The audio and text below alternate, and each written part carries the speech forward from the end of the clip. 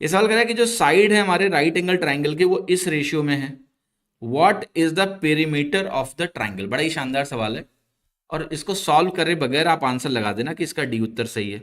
Can not be determined, क्यों?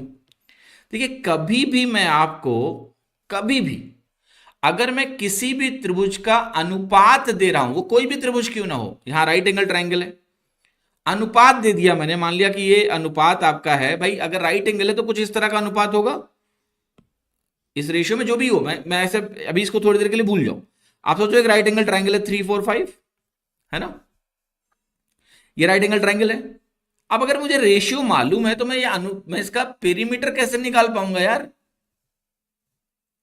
मैं इसका पेरीमीटर कैसे निकाल पाऊंगा?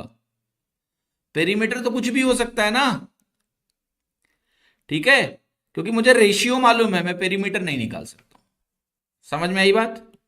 जैसे देखिएगा ध्यान से, 3 4 5 ट्राइंगल, इसको सॉल्व कर लेते हैं ताकि आपका कंफ्यूजन मैं दूर कर पाऊं, इस पॉइंट को मैं जो एक्सप्लेन करने की कोशिश कर रहा हूं।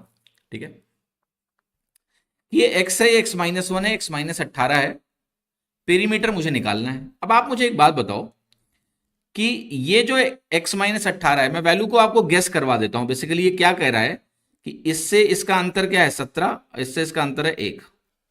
अब आपको क्या करना है, त्रिभुज ऐसे राइट एंगल ट्राइंगल के बारे में सोचना है जहां पर, देख रहे हो आप, जो हाइपोटेनस बनेगा, सबसे बड़ी भुजा होगी,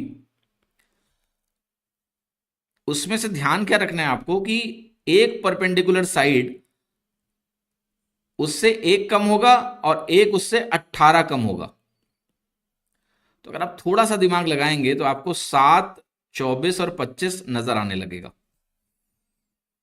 ये ट्राइंगल है जिसकी बात हो रही है, 7 24 और 25। तो ये रेशियो हो गया ना। फिर आप अगर x की वैल्यू को यहां 25 ले लीजिए तो ये हो गया 25 रेशियो 24 रेशियो 7। ये ट्राइंगल की बात हो रही है, यहां ये सारी कंडीशन मीट हो गई। बट अगर ये रेशियो है मेरे ट्राइंगल की भुजाओं का, तो मैं इसका परिमाप नहीं निकाल पाऊंगा। इसलिए नहीं निकाल पाऊंगा क्योंकि टोटल जब मैं निकालूंगा तो मैं कहूंगा एक भुजा 25 के है, एक 24 के है और एक 7 के है, टोटल करूंगा तो 56 के बनेगा, जहां पर के मेरे लिए एक अननोन है, के कुछ भी हो सकता है। तो मैं इसको ये नहीं बोल सकता हूं कि मेरा परिमाप कितना है। भाई के की वैल्यू अगर 1/2 हो जाए तो ये 28 आ जाएगा, के की वैल्यू अगर 2 हो जाए तो ये वैल्यू 112 आ जाएगी, के की वैल्यू अगर 1 हो जाए तो ये वैल्यू 56 आ जाएगी। तो मैं इसको निकाल नहीं पाऊंगा एग्जैक्टली कितना परिमाप है। समझ में आया कि नहीं? तो ये चीज का ध्यान रखना क्योंकि रेशियो दिया हुआ है मुझे। खैर, आप कहोगे सर ये वैल्यू आपने गेस करके बताई, अगर हम इस वैल्यू को गेस नहीं कर पाते तो कैसे होता है ये सवाल?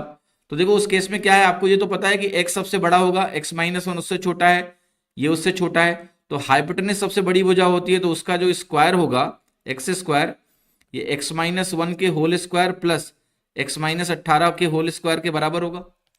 ये तो लिख ही सकते हो आप, ठीक है, कि अगर राइट एंगल ट्राइंगल है तो ऐसा होगा।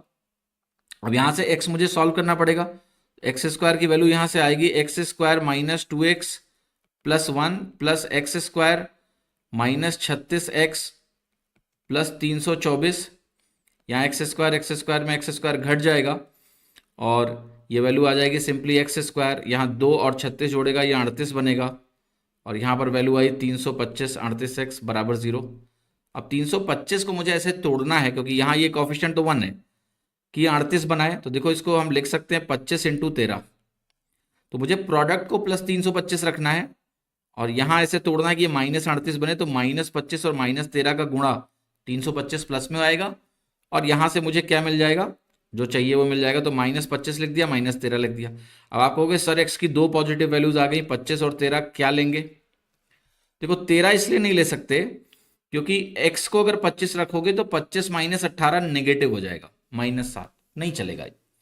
इसलिए x की वैल्यू 25 आ गई। 25 लिखते ही आपको ट्राइंगल्स के रेशियोज आ गए कि भाई 25 आ गई एक वैल्यू, 24 आ गई एक वैल्यू, 7 आ गई एक वैल्यू। तो ये ट्राइंगल, राइट एंगल ट्राइंगल के रेशियो हो गए साइड के।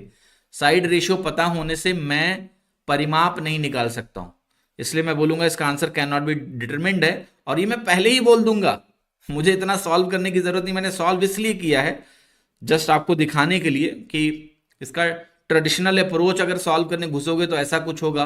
तो भले ही हम रेशियो निकाल लेंगे, वैल्यू रेशियो की सॉल्व हो जाएगी, बट उसका मतलब ये नहीं है कि इसका आंसर 56 है।